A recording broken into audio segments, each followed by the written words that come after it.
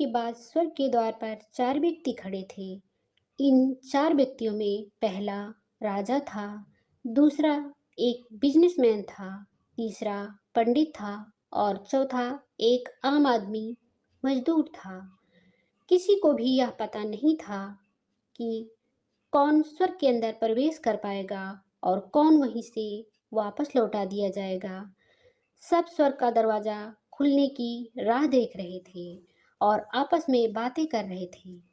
जैसा कि राजा को मरने से पहले से ही आदत थी, उसने अपनी बात सबसे पहले बताई। राजा ने कहा, मैं बहुत प्रख्यात राजा हूँ।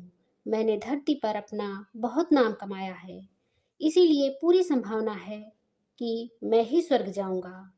फिर व्यापारी ने अपनी बात सामने रखी। वह बोला, मैंने धरती पर खूब धन कमाया और उस धन से मैंने सैकड़ों लोगों की मदद की, इसलिए मैं ही स्वर्ग का हकदार हूँ। अब बारी थी पंडित की। तो पंडित ने मुंह खोला और सबको यह कहा, चाहे तुम जो सोच लो, लेकिन यह बात तो तय है कि स्वर्ग के दरवाजे खुलेंगे तो मेरे लिए ही। सब जानते हैं कि पंडित दिन रात भगवान को याद करते हैं, लेकिन स्वाभाविक है कि स्वर्ग में पंडित का स्वागत किया जाए। जब सब ने अपना अपना पक्ष रख दिया, तब सबकी नज़र उस मजदूर पर थी जो चुपचाप अपनी नजरें नीचे झुकाए बिना कुछ बोले वहीं पर खड़ा रहा। स्वर्ग का दरवाजा खुला और वहां पर एक देवदूत आकर खड़ा हो गया।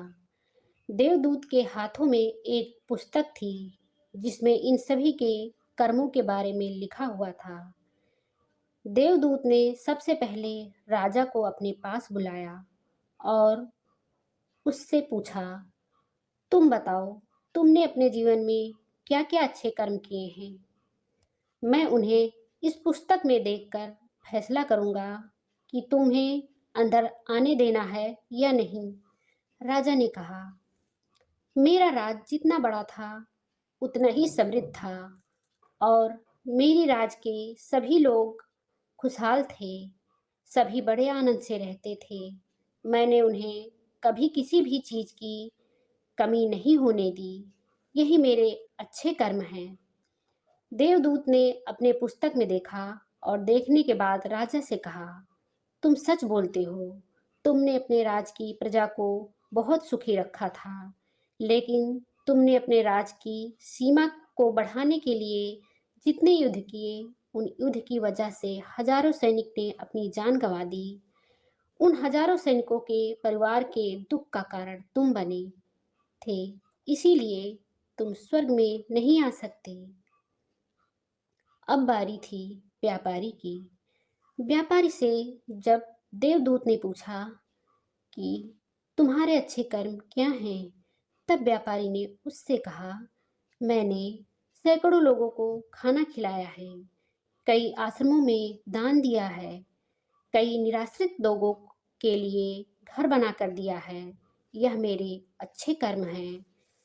देवदूत ने फिर से अपनी पुस्तक में ध्यान से देखा और देखने के बाद व्यापारी से कहा, तुम्हारा कहना भी ठीक है कि तुमने बहुत दान धर्म किया है, लेकिन यह दान धर्म तुमने जिन पैसों से किया है, उन पैसों को कमाने के लिए तुमने न जाने कितने झूठ बोले हैं, कितनी हेरा फेरियां की हैं और कितनी मिलावटें की हैं, इसलिए तुम भी स्वर्ग में नहीं आ सकते। जब पंडित से यही सवाल किया गया, तो पंडित ने बड़े ही आत्मविश्वास के साथ कहा, मैंने अनगिनत लोगों को ज्ञान दिया है, हजारों यज्ञ और पूजाएं की हैं और दिन रात भगवान का जाप किया है। इससे अच्छे कर्म और क्या ही हो सकते हैं। देवदूत ने अपनी पुस्तक के अंदर झांक कर देखा और पंडित से कहा, आपने जितने भी लोगों को जो भी ज्ञान दिया है, उन बातों पर खुद कभी अमल नहीं किया। आपने यज्ञ, पूजा या भगवान का नाम निस्वार्थ भाव से कभी नहीं लिया, इसीलिए आपका भी स्वर्ग में आना प्रतिबंधित है। मजदूर यह देखकर हैरान था। वह अब तक जिसे महान समझता आ रहा था, उसकी व्याख्या स्वर्ग के दरवाजे पर आकर बदल गई थी। धरती पर जिन कामों को अच्छा समझा जाता है, उनका यहाँ पर कोई मूल्य नहीं था।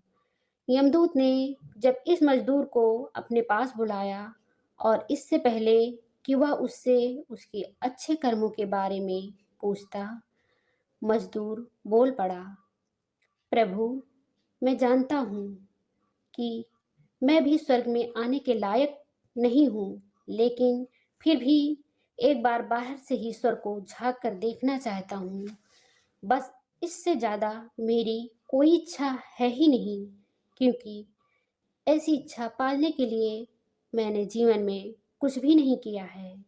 मैं पूरा दिन मेहनत करता और जो भी पैसा कमाता उन्हें अपने परिवार के पालन पोषण में खर्च कर देता। इसलिए दान धर्म के लिए कुछ बचता ही नहीं। लोगों की भला मैं क्या सेवा करता, क्योंकि काम के बाद जो थोड़ा सा समय मिलता उसको अपने ही बूढ़े माँ बाप की सेवा में बिता देता। और यह सब करने के बाद भी मैं कभी कभी मंदिर भी चला जाता और भगवान से जैसा भी मुझे दिया है उस जीवन के लिए धन्यवाद कहता।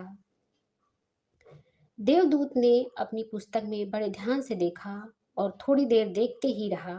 फिर उसने मजदूर से पूछा कि तुम याद करके बताओ, तुमने कभी कोई अच्छा कर्म किया होगा? मजदूर ने थोड़ी देर सोचने के बाद बोला,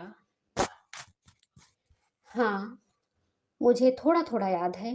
एक बार मैं बहुत भूखा था और मैं खाना खाने ही बैठा था कि एक बहुत ही कमज़ोर कुत्ता, जो ठीक से चल भी नहीं पा रहा था, वह मेरे पास आ गया और मेरे खाने को देखने लगा। तब मैंने अपनी रोटी उसे खिला दी और उस दिन मैं खुद भूखा सो गया था।